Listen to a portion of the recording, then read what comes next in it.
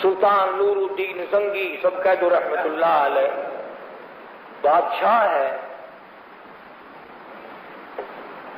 ہر جمعرات کو 1000 درود شریف پڑھنا اپنی زندگی کا نصب العین بنا رکھا تھا. ہر جمعرات کو 1000 درود شریف بلا ناغہ پڑھتا تھا. لکھا ہے کہ ایک رات 700 مرتبہ پڑھا، نیند آ گئی، خواب میں دیدار ہوا حضور اکرم صلی اللہ علیہ وسلم کا، تو فرمایا نور الدین آج 300 درود شریف کم کیوں پہنچا؟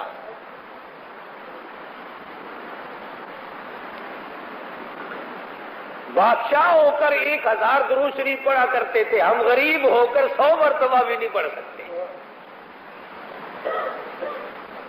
اور کمال یہ ہے کہ ہر شخص کے دماغ میں ایک بات بیٹھ گئی کہ میں جنتی ہوں اور جب سب سے پہلے میں داخل ہوں گا. یہی سلطان نور الدین زنگی کی حکومت ہے. عیسائیوں اور پادریوں نے سازش کی،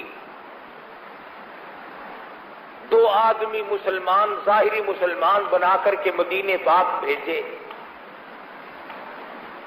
انہوں نے جنت البقیع کے قریب ایک مکان خریدا اور اس مکان سے سرنگ لگانی شروع کر دی محمد عربی صلی اللہ علیہ وسلم کے روضہ اقدس تک. مٹی جو نکلتی اسے قبروں کی طرف پھینک دیتے. پیسہ چونکہ پیچھے انگریز کی طرف سے آتا تھا، عیسائیوں کی طرف سے آتا تھا، مدینے پاک میں لوگوں کی بڑی خدمت کرتے تھے، بڑی سخاوت کرتے تھے، بڑی خیرات کرتے تھے. ہاں، جو 4 دیگیں پکاتا ہوا نظر آ جائے اس کو ولی اللہ نہ سمجھا کرو. جس کے یا سال میں 2-4 مرتبہ نیاز بختی دکھائی دے جائے، تم تو کہتے ہو کہ حاتم طائی کا باپ یہی ہے. روزانہ کھانے پکاتے، خیرات کرتے، سخاوت کرتے، لوگوں کو راہوں پہ کھڑے ہو کر پانی پلاتے، نمازیں پڑھتے تھے کافر. سرنگ چلتی چلتی محمد مدنی صلی اللہ علیہ وسلم کے دربار کے قریب پہنچی. اللہ اکبر. سلطان نور الدین زنگی رحمہ اللہ بادشاہ وقت سویا ہوا ہے. حضور اکرم صلی اللہ علیہ وسلم کا خواب میں دیدار ہوا اور ان دونوں آدمیوں کی شکل دکھائی دی. آپ نے فرمایا نور الدین تو سویا ہوا ہے اور یہاں مجھے یہ 2 کتے تنگ کر رہے ہیں.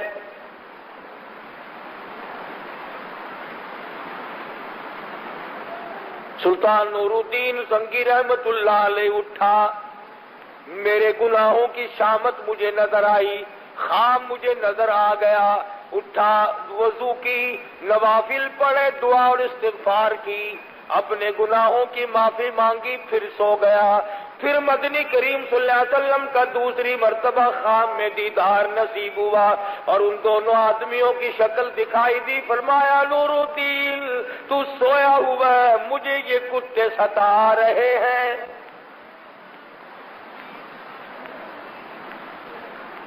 پھر نور الدین زنگی رحمت اللہ علیہ اٹھا، دعا مانگی، وضو کیا، استغفار کی، نوافل پڑھے، پھر تیسری مرتبہ سو گیا.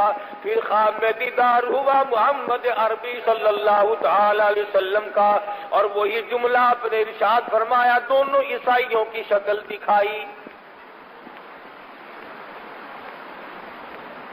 سلطان نور الدین نے اپنے وزیر اکٹھے کر لیے، اپنے مشیر اکٹھے کر لیے. رات کا وقت ہے.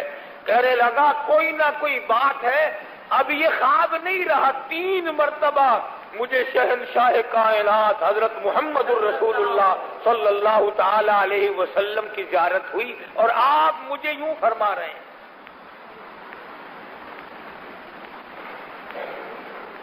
وہ کیسا بادشاہ ہوگا جس کو ایک ایک رات میں 3 مرتبہ آقا کا دیدار نصیب ہو. قربان جاؤں اس بادشاہ کے پاؤں سے اڑی ہوئی خاک پہ. اور بھی دوستو یہ بھی غور کرو کہ مشکل اور پریشانی کے وقت میں ہمیشہ اپنے آدمی کو کہتا ہے کوئی.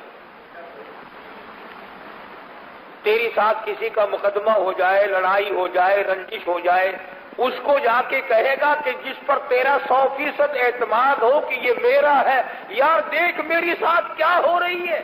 پتا چلا کہ کالی کملی والے کا اور نور الدین بادشاہ کا کتنا گہرا تعلق ہوگا. مشورہ دیا سلطان نور الدین زنگی رحمت اللہ علیہ کو کہ دعوت کرو سارے مدینے کے مردوں کی، اور آپ بیٹھ کر دیکھتے رہیں، جب وہ آئیں پکڑ لیں گے.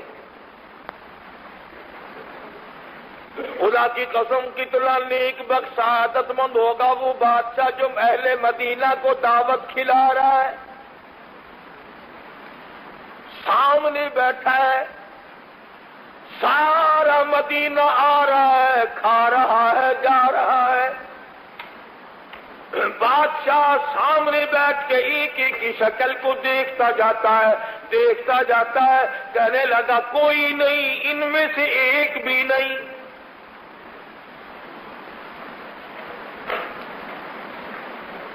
لوگ کہنے لگے کہ مدینہ تو سارا ختم ہو گیا، پھر کوئی باقی نہیں رہا. امیر غریب، دکاندار، کاشتکار، تاجر، اچھے برے سب کھا گئے، کوئی پیچھے باقی نہیں. بادشاہ کہنے لگا، پریشان ہوا سلطان نور الدین کہ بات سچ ہے، سرکار دو عالم صلی اللہ علیہ وسلم کا فرمان ہو اور غلط ہو جائے، ایسا نہیں ہو سکتا. سلطان نور سچ ہے، سرکار دو عالم صلی اللہ علیہ وسلم کا فرمان ہو اور غلط ہو جائے، ایسا نہیں ہو سکتا. کھینچا نور الدین زنگی نے گورنر مدینہ کو، جلاؤ آدمی کہاں ہے. اندر کی بات نہیں بدلائی، کہا اور آدمی باقی ہے مدینے کے، میرا ایمان کہتا ہے، میرا یقین کہتا ہے آدمی باقی ہے مدینے کے دعوت کھانے والے. تم کیسے کہتے ہو سارے ختم ہو گئے؟ اب حکومت والے تو چل دیے تلاش کرنے.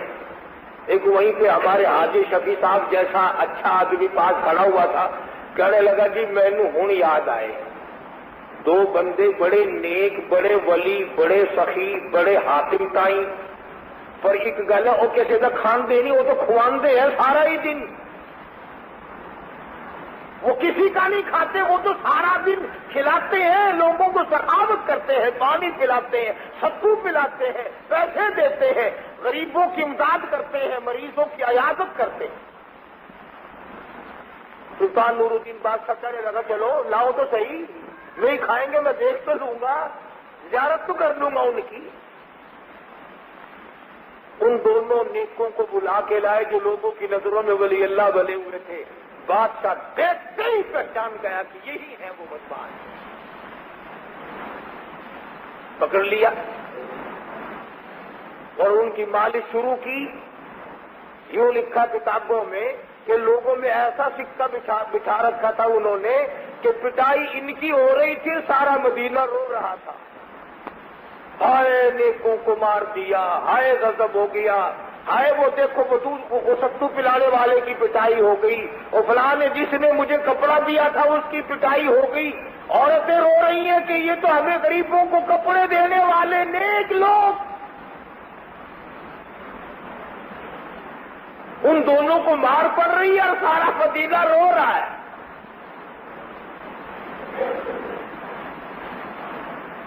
اس لیے پتا چلا کہ جس کو لوگ ولی کہے وہ ولی نہیں، جس کو خدا کہے یہ میرا ہے وہ ولی ہے. اہل کشف حضرات نے لکھا ہے، یہ بات قرآن حدیث کی نہیں، اہل کشف حضرات نے لکھا ہے کہ جب رابعہ بصری رحمت اللہ علیہا عورت تھی حسن بصری کے زمانے میں، اپنے زمانے کی ولی اللہ تھی، اس کا جب انتقال ہوا قبر میں جب رکھا گیا تو منکر نکیر آ کے کہنے لگے مر ربو کا، رابعہ تیرا رب کون ہے؟ کہنے لگی میں تو ساری عمر کہتی رہی ہوں وہ ہے وہ ہے، آج تو اس سے پوچھو کہ وہ مجھے اپنی بناتا ہے کہ نہیں.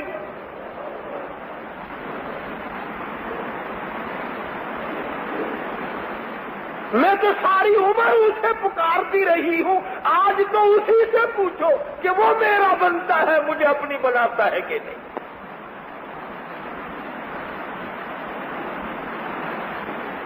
ایسے لوگ تھے۔ حضرت میمونہ رحمت اللہ تعالی علیہ ایک نیم مجذوب عورت تھی، ولی اللہ تھی۔ شیخ عبد الواحد ایک بزرگ ہیں، اللہ والے ہیں، مجرد تھے، دنیا میں شادی نہیں کی، سارا دن روزہ رکھتے تھے، ساری رات عبادت کرتے تھے۔ ایک دن تہجد کے وقت رو کے عرض کر دیا، الہی میں نے دنیا میں شادی تو نہیں کی، تو جنت میں مجھے کون سی عورت دے گا؟ جو اب آواز آئی میمونہ ملے گی تجھے۔ انہوں نے کہا وہ کون ہے؟ جو پہاڑ کے دامن میں رہتی ہے۔ شیخ کو شوق ہوا کہ چلو ملیں گے تو جنت میں، دیکھ کے تو آؤں ہے کس طرح کی ہے، کون ہے۔ فطری امر ہے انسان کے دماغ میں، ہر آدمی کا جی کرتا ہے جس سے میری شادی ہو رہی ہے میں دیکھ تو آؤں وہ ہے کس طرح کی۔ تو ایسا نہ ہو جلی ہوئی لکڑی ہوئی فیشن برقعے میں لپیٹ کر میرے متھے نہ مارنے کو۔ ہوتا ہے ایسا بھی، آدمی سمجھتا ہے کہ زمانے بھر کی حسینہ مجھے ملے گی، لیکن جو سامنے آتی ہے کہ انشاءاللہ پھر وہی ہوتی۔ یہ سارا سرخی پاؤڈر یہی عورتیں تو ختم کرتی ہیں، اور اسپتالوں میں کام تھوڑا ہی آتا ہے۔ تو شیخ عبد الواحد بزرگ پہاڑ کی دامن میں پہنچے، دن کا وقت ہے، میمونہ نے نماز کی نیت باندھ رکھی ہے، اور اس کی بکریوں کو بھیڑیے بگیاڑ چراتے پھر رہے ہیں۔ بگیاڑ اور بھیڑیے چراتے پھر رہے ہیں۔ یہ بیٹھ گیا بزرگ وہاں۔ جب حضرت میمونہ نے سلام پھیرا نا، یوں منہ پھیر کے کہنے لگی، عبد الواحد یا عبد الوہاب نام ہے، عبد الواحد عبد الوہاب ملنے کا وعدہ تو جنت میں تھا، تو یہاں کیوں آ گیا؟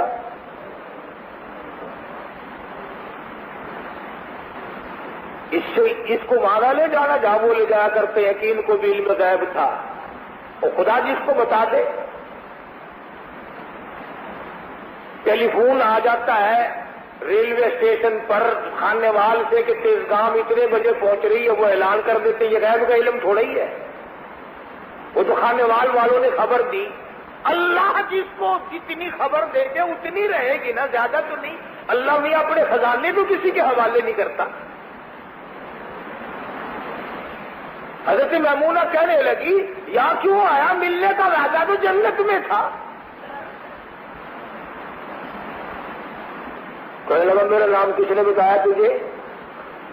میرا نام کس نے بتا دیا تجھے؟ کہنے لگی واہ واہ، جس نے میرا سارا پتہ تجھے بتلایا وہ تیرا نام بتانا مجھے نہیں جانتا۔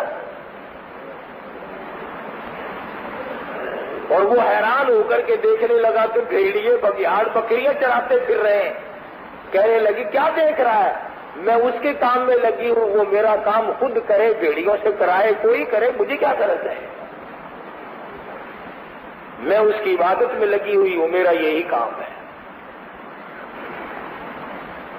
اہل مدینہ رو رہے ہیں، نامارا بڑے سخی ہیں، بڑے نیک ہیں، بڑے بزرگ ہیں۔ ہر محرم میں ان کے یہاں نیاز کی دیگ پکتی ہے، بڑے چاول بانٹتے ہیں، کھڑے سے مجلس لگتی ہے، بڑا زبردست ان کا کاروبار ہے۔ نماز نہیں پڑھنی، روزے نہیں رکھنے، ارکان اسلام کو ڈھا دینا، ایک چاول دیگ بانٹ کر کے جنت کے دروازے پہ، اونچے دروازے پہ نام لکھوا لینا۔ اگر یوں نام لکھے جاتے تو بلال کا چمڑا نہ اکھیڑا جاتا۔ پٹائی ہوئی دونوں کی، مدینہ منورہ کے حکمراں پولیس والے مار رہے، سارا مدینہ رو رہا ہے۔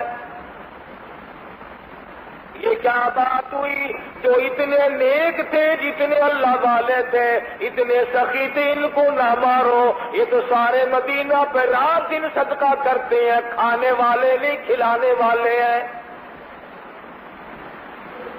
سلطان نور الدین زنگی رحمت اللہ علیہ نے خوب مالش کرائی، اس کے بعد ایک بول اٹھا، آؤ میں بتاتا ہوں، جس مکان میں رہا کرتے تھے اس مکان میں چاروں طرف جا کے دکھلایا، پھر مکر گیا، کچھ نہیں ملتا۔ جہاں مصلی بچھا ہوا ہے مصلی اٹھا کر تلاش کیا، اس مکان میں بھی کچھ نہیں ملا۔ نہ انہوں نے بتلایا، مار کھا کر پکے ہوں گے نا 10 نمبریے، بتایا ہی نہیں۔ پھر پوچھا کہ یہ کس مکان میں رہتے ہیں، اس مکان کی جا کر کے پولیس نے تلاشی لی، نہ کوئی مٹی، نہ کوئی گھٹا، نہ کوئی سوراخ، کچھ بھی نظر نہ آئے۔ حیران ہے سلطان نور الدین زنگی، اور جب کچھ نہ انہوں نے بتلایا، مار مار کے تھک گئے، نہ مکان سے کچھ پتا چلا، نور الدین نے سر سجدے میں رکھ دیا، میرے مالک بندہ ہوں، رہنمائی فرما۔ میں آخر بندہ ہوں، مجھے غیب کا پتہ نہیں لگتا، پہنچ تو گیا ہوں، آدمی پہچان لیے، آگے میری تو ہی رہنمائی فرمائے گا۔ بس دل میں اللہ پاک نے ڈال دی کہ جس مصلی پہ کھڑے ہو کر تم نے سجدہ کیا نا، یہ مصلی تو اٹھاؤ۔ مصلی اٹھایا تو نیچے سے چٹان، باقی تمام فرش سے الگ ایک چٹان ہے پتھر کی۔ چٹان اٹھا کر کے دیکھا، یہاں سے لے کر گنبد خضرا صلی اللہ علیہ وسلم تک مکمل سرنگ لگائی جا چکی تھی، اور عیسائی کافروں نے یہ پروگرام بنایا تھا کہ حضور اکرم صلی اللہ علیہ وسلم کا جسم اقدس نکال کے لے آؤ، پھر ہم مسلمانوں سے مطالبہ کریں گے کہ تم جو کہتے ہو یہاں ہمارا نبی ہے، یہاں ہمارا نبی ہے، یہاں ہمارا محمد ہے صلی اللہ علیہ وسلم، اور یہاں ہمارا رسول ہے، تو نبی کے جسم کو زمین نہیں کھایا کرتی، آؤ کھود کے دکھلاؤ ہمیں کہاں ہے، قبر خالی ملے گی، مسلمان جھوٹے ہو جائیں گے۔ یہ پروگرام تھا کافروں کا۔ سلطان نور الدین زنگی رحمت اللہ علیہ نے اسی وقت حضور اکرم صلی اللہ علیہ وسلم کی قبر شریف سے چاروں طرف 9 دیواریں بنوائی، زمین کی نچلی سطح سے لے کر اوپر تک، اور اس میں لوہا، تانبا، پیتل، سونا، چاندی، شیشہ، ہر قسم کی دھات ملائی کہ کوئی بھی توڑ نہ سکے۔ اب جہاں میں اور آپ جا کر کے سلام پڑھتے ہیں نا، 9 دیواریں ہیں اور 10ویں جالی ہے، 9 دیواریں ہیں اور 10ویں جالی ہے، یہاں کھڑے ہو کر کے ساری کائنات حضور اکرم صلی اللہ علیہ وسلم کی ذات اقدس پر سلام عرض کرتی ہے۔ تمہارا کیا کہنا؟ تمہیں تو وہاں جانے کی بھی ضرورت نہیں، یہ لاؤڈ اسپیکر کے سامنے کھڑے ہو کے کہہ لیتے ہو، تمہارے لیے بھی یہی کافی ہے۔ کیا کرو گے مدینے جا کر؟ نہ مدینے والا تمہیں ٹھہرنے دے، نہ تم وہاں ٹھہرو، نہ رہو، نہ مرو، کوئی چیز بھی تمہارے بس کی نہیں۔ تو عرض یہ کر رہا تھا کہ وہ لوگ کتنے خوش نصیب تھے، بات یوں چل نکلی، آج کوئی مضمون بنا کر کے نہیں لایا کہ اللہ پاک نے بادشاہوں کو ولایت دی، حکمرانوں کو ولایت دی، خلیفاؤں کو ولایت دی، وزیر اولیاء کرام میں سے تھے۔ آج غریبوں کو کیا ہوا کہ وہ نماز بھی نہیں پڑھتے، بلکہ ایک وقت تھا لوگ بچا کرتے تھے۔ عالمگیر بادشاہ مغلیہ خاندان کا ہے رحمہ اللہ، نیک آدمی ہے، بہت اللہ والا ہے۔ اس کے زمانے میں ایک بہروپی نے پیری کا روپ دھار لیا، بزرگ بن بیٹھا ہے کہ جھونپڑی میں، اس نے کئی شہر کے قریب بنائی ہوگی۔ یہ ہمارے زمانے کے جتنے ملنگ ہیں نا، کلیوں والے، قبرستان کے کنارے پہ جا کے کلی بناتے ہیں۔ جتنی چرس، جتنی فیم، جتنی بھنگ، جتنا جوا قبرستان میں ہوتا ہے شہر میں نہیں ہوتا۔ اور میں دعوے سے کہتا ہوں جتنی بدکاری لوگ قبرستان کے ارد گرد کرتے ہیں، اتنی بدکاری تکلے میں نہیں ہوتی۔ الزام ہمیں دیتے ہو तुम मुर्दों में बैठकर शराब पियो, भंग पियो, चरस पियो और बकवास करो, नमाज न पढ़ो, हरामखोरी करो और फिर वहां भी हम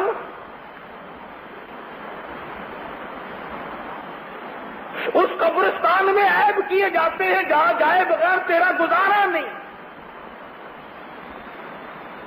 लाखों मन मिट्टी के नीचे जाना पड़ेगा और खुदा के बंदे कुरान पर उनकी रूह को बख्श, कब्रों को याद कर, कब्र को देख और अपने जिगर पे हाथ रख के सोच, एक दिन मैं भी यहां आऊंगा। ये जितने आए मलंग मुहाने हर कब्रिस्तान के किनारे पे जाकर बैठेंगे, और परले किनारे पे। इसलिए मैं तो कहता हूँ हुजूर अकरम सल्लल्लाहु अलैहि वसल्लम का इरशाद करामी है, अगर कोई बाअमल आदमी, अच्छा मुत्तकी किस्म का आदमी कब्रिस्तान से गुजरता हुआ सूरत यासीन पढ़ के बख्श के चला जाए, नबी ने इरशाद फरमाया 40,000 मुर्दों की निजात हो जाती है।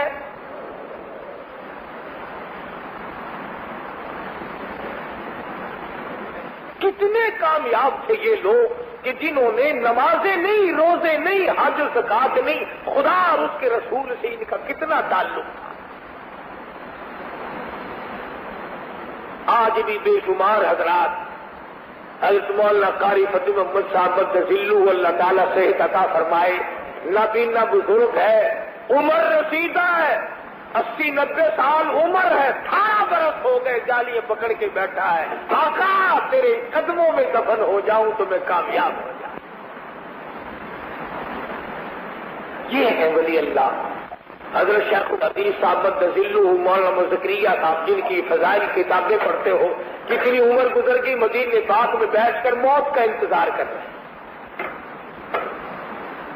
दूसरे औलिया किराम मौलाना खलील अहमद साहब सहारनपुरी रहीमहुल्लाह, मौलाना मुजफ्फर हुसैन कांदली रहीमहुल्लाह, मौलाना फजल आलम मेरठी रहमतुल्लाह अलैह और हजारों औलिया किराम जन्नतुल बकी में दफन है, जन्नतुल मुअल्ला में दफन है। और जिसको नवाजता है अब भी नवाज रहा है। इसी साल हज के लिए गए मदरसा रबिया खैरुल मदारिस के मोहतमिम हजरत मौलाना मोहम्मद शरीफ साहब दिलंदरी मरहूम, मैं दुआ करने गया, स्टेशन छोड़ने गया, मिला, असर का वुजू किया है, बैतुल्लाह के दरवाजे पे धड़ाम से गिर के जान दे दी। और मरते तो यहां भी हैं, अस्पतालों में नहीं मरते लोग, एक्सीडेंटों में नहीं मरते। कुर्बान जाऊं उस मरने पे जो अल्लाह के दरबार में मर जाए। अल्लाह के दरबार में जान दे दी, जन्नतुल मुअल्ला में हाजी इमदादुल्लाह मुहाजिर मक्की और सैयदा खदीजा के दरमियान में जगह मिल गई। ये अल्लाह की तरफ से है और ये खुदावंद करीम जिसको कोई मुकद्दरी चीजें हैं बनाने से नहीं बनती। बहरहाल तड़प तो होनी चाहिए, दिल में अरमान तो होने चाहिए, हर वक्त दुआ तो होनी चाहिए, या अल्लाह दफन भी अच्छा हो, कफन भी अच्छा हो, नमाज जनाजा भी अच्छी हो और आखिरी वक्त भी अच्छा हो, कलमा पढ़ते हुए दम निकल जाए तो और क्या चाहिए। इसलिए ये चीजें अर्ज कर रहा हूं कई जुमों से, ताकि हमारी खोपड़ी में ये बात बैठ जाए कि औलिया किराम वो हैं जिनका अल्लाह और उसके रसूल से ताल्लुक है, सुन्नत की ताबेदारी है, हुजूर सल्लल्लाहु अलैहि वसल्लम की गुलामी है। अल्लाह पाक मुझे भी ऐसे औलिया किराम की गुलामी की तौफीक अता फरमाए और मजलिस नसीब फरमाए। व आखिर दावाना अल्हम्दुलिल्लाहि रब्बिल आलमीन।